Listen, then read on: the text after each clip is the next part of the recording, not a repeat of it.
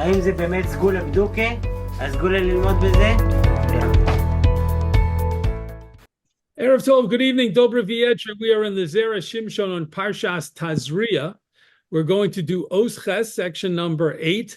And before we begin, let's take a look at a pasuk from our Parsha, and actually also two psukim from the next Parsha, from Parshas Mitzorah, which are very nogea to the discussion. So let's take a look first towards the end of Parsha Tazria. We're looking at Perek Yud Gimel Pasuk Men Vav, and the Torah says as follows: Kol Yemei Asher Hanega Bo, all of the days that the affliction of tzaras is on a person, Yitma, he will be impure. Tamehu, he is contaminated, he is impure. So a person with tzaras, with this skin disease that comes from a spiritual cause, as long as the person has it, the person is tameh, the person is ritually impure. Badod yeshev michutz lamachaneh, the person should sit outside of the camp, should dwell outside of the camp in isolation, alone. Badod yeshev michutz lamachaneh moshavo. This person's dwelling, where this person should live, should be outside of the camp in isolation. So if a person became a mitzorah, if a person was stricken with tzaras, then that person had to leave. If it was during the time of the Bnei Yisrael's travel in the Midbar, that person had to leave, go outside of all three camps. We'll talk about the three camps in a moment. That person had to leave completely where Bnei Yisrael encamped and live outside of all of the camps until his affliction was healed and cured and cleared up, and then he was allowed to come back and rejoin his family and the Jewish people. That's the first pasuk. Now let's look in Parshas Mitzorah. This is Perek Yud Daled, the beginning of Mitzorah, Perek Yud Daled, Psukim Beis and Gimel. Zos tiya Toras HaMitzorah, this is the law of the Mitzorah, the person with saras, b'yom taharaso, on the day he is purified, Vehuva el hakohen, and he should be brought to the kohen. Next pasuk, v'yotza hakohen el michutz lamachaneh, the kohen should go out to outside of the camp. Veroa hakohen, and the kohen should look at the person's the spot or spots on where the person was afflicted previously with tzaras. V'hine nirpa nega hatzaras min hatzarua, and behold, the affliction of tzaras has been healed and cleared from the tsarua. So those are two psukim that are also very important. Okay, let's jump right in. Section Ches in the Zera Shimshon, section 8 on Parshas Tazria. Pasuk, the pasuk says, Vehuva el hakohen, the person with tzaras should be brought to the kohen.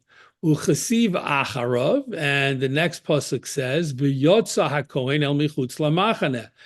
The kohen should go out to outside of the camp. Uperish Rashi. Rashi explains, what does it mean? The kohen should go outside of the camp. Chutz l'sholosh machanos. The kohen should go outside of all three camps. So to understand that for a moment, let's pause. When Bnei Yisrael lived in the Midbar, they encamped, their camping setup was arranged into three different camps. The innermost camp was called Machaneh Shechina, the camp of Hashem's presence, and that was the Mishkan itself. Around the Mishkan where the Leviim lived, that was the next camp, and they encircled the Mishkan, and that was called Machaneh Leviah, the camp of the Leviim. And then outside of that area, all of the different Shvatim lived encamped on the different sides, all the way around the first two camps, and that was called Machaneh Yisrael. So you had those three camps. So if a person had tzaras, that person had to exit and leave from all three camps. Let's say the person was a Levi, then they had to leave Machane Leviah and also Machane Yisrael and be outside of that. If a person was a Yisrael who already lived in the outermost camp of the three camps, then that person would leave the outermost camp and have to set up a tent and live outside of that, outside all of the camps. And the pasuk says the Kohen would come out to exit all three camps to come out to inspect and hopefully purify the person with saras. So that's what we know so far. V'im kein kosher. If so, there's a problem. De'ech ko'amar v'huvo el hakohen. How can the pasuk say that the person with saras will be brought to the Kohen? Imadayin hu osir likones. If the person with saras is still forbidden to enter any of the three camps, how are we going to bring the person with saras to the Kohen if the person cannot come in even to the Machane Yisrael, even to the outermost camp? The Adarabah, just the opposite. Sarech HaKohen sheyetze lechutz. The Kohen is going to need to go outside of all three camps, kedei lir'oso, in order to see the person with saras and inspect that person and see if the saras has cleared up, in which case the Kohen can begin the purification process and pronounce that the person's saras affliction has been terminated. But the question is, what does it mean to bring the person with saras to the Kohen if in the next pasuk we're already told that the Kohen leaves all three camps to come visit the person? Which one is it, so to speak? Is the person with saras being brought into the camp to meet the Kohen, or is the Kohen exiting all three camps, as Rashi stated, and understanding the pasuk to come inspect the sarua, the person with saras? Next paragraph. V'yesh lomar, and we can say, shedin hamitzora hu leishev chutz lamachane. The law for a person with saras is to dwell, as long as he or she has saras, outside of the camp. Dahainu chutz mikol ha'ayoros hamukafos choma, which translates, once the Jewish people entered Eretz Yisrael, then to go outside of all of the camps means to go outside of any walled city, any and all walled city. The person was not allowed to live inside of a walled city. So we have to pause here again to explain what this means, because the Zera Shimshon has transitioned from talking about the law of a Mitzorah during the time in the Midbar, when the Mishkan was the Machane Shechina, to now talking about once Bnei Yisrael came into Eretz Yisrael and conquered and settled the land. So what happened then was as follows. The initial step was that the Beis HaMikdash became the Machane Shechina in place of the Mishkan being the Machane Shechina. The Beis HaMikdash was the innermost camp called the Machane Shechina, the camp of the divine presence. Then outside of the Beis HaMikdash, the rest of Har Habayis, the rest of the mountain on which the Beis HaMikdash stood, was referred to as Machane Leviah and had the same laws as the Machane Leviah, the place where the Levium had camped in the Midbar, and that was the middle section, the middle camp. And then the rest of Yerushalayim was called Machane Yisrael, and those were the three camps. Once those were the equivalent areas. Once Bnei Yisrael came into Eretz Yisrael, conquered the land, and settled in Yerushalayim, and the Beis HaMikdash was built. So you had those three areas. However, Yehoshua established, and of course, this was before the Beis HaMikdash was built, much, much later by Shlomo HaMelech. But Yehoshua established the law that that for the purposes of a tsarua, person with saras, they not only had to leave Yerushalayim, but they couldn't dwell within any walled city. He gave every walled city in Eretz Yisrael the din, the law, the status of Yerushalayim, and said that a tzarua cannot just leave Yerushalayim and dwell in some other walled city. he had to be outside of all walled cities. Yerushalayim, of course, which was the Machane, had the law of a Machane Yisrael, but also all of the other walled cities. So now that's what the Zera Shimshon is saying here, that when a Sarua, a person with Saras, left and went into, so to speak, quote unquote, isolation, then that person could not live in Yerushalayim and could not live in any walled city. But sometimes, after sheyikba diraso, that person possibly could establish his dwelling place chutz meha'ir, outside of the city, b'makom rachok, and be far away from the city. Vilif amim b'makom karov, and sometimes that person could be near the city. So when a person with saras was left the city, whether it was some other walled city or whether that was Yerushalayim, they could then choose to set up a temporary dwelling space right outside of the walls of that city, like right outside of Yerushalayim's walls, or right outside of the walls of a different walled city, or far away from any particular walled city. They could go dwell in the woods, in the forest somewhere. They could dwell far away.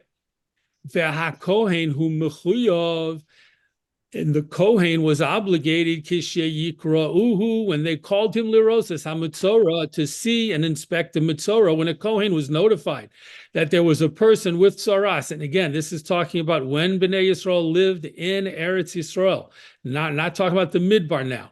When the Kohen was called and told there's a person with saras, he had to lirosas hamitzora, and he was called to go see the mitzora. Lihizokek lo tekef umiyad, the Kohen had to leave immediately to go tend to the tzarua. To Moshe Posik Rambam Perik Tes Mehilchos Tumas Tzara, says the Rambam Paskins in the 9th chapter of Hilchos Tumas Tzaras. The Imkain, next paragraph, Hayisi Omer, if that was the rule, if that's the law, then I can say, Sha'av kishekava diroso rachok meha'ir, even when the tzarua has set himself up far from the city, I might think that the Kohen would be obligated to go after him, wherever he is. So we might think, had the Torah, as we'll see in a moment, not expressed itself the way it did, we might think that a Kohen would have to go and find the tzarua and travel however far he needed to travel to reach the tzarua, to reach the person with tzaras. Mishum hachi kamash malon kra, because we might have this idea, the Torah came to teach us, shemitchilo yoviu es hamitzora ad samuch la'ir. First, before anything happened, they would bring the person with saras close to the city where the Kohen lived, because the Kohen only has an obligation to exit the city that he is living in, velo yoser, and not more than that. So now let's go back and look at the two psukim again, at least the words from the two psukim again that the Zera Shimshon quoted. And now we'll understand what the Zera Shimshon is explaining and elucidating for us. The first pasuk says, "V'huvo el hakohen." The tzarua, the person with sarah, should be brought to the Kohen. And the next pasuk says, "V'yotza hakohen el michutz lamachane." The Kohen should go outside of the camp. So the Zera Shimshon, of course, his original question was, how do we put together these two psukim? Are we bringing the person with saras into the camp to visit the Kohen, or are we bringing the Kohen outside of the camp? In which case, why is the Torah saying that the tzarua is seemingly coming in to come see the Kohen? So the Zera Shimshon answers and he says, no. What's going on is the Torah is describing the situation that will exist once Bnei Yisrael is set up and established in Eretz Yisrael, and a person with saras could live anywhere in the country as long as it's not within a walled city, not within Yerushalayim or any other walled city, according to Takonas Yehoshua, the rule that Yehoshua established. So a Kohen, you might think, would have to go out to visit the tzarua wherever he was and travel hours and hours to find him.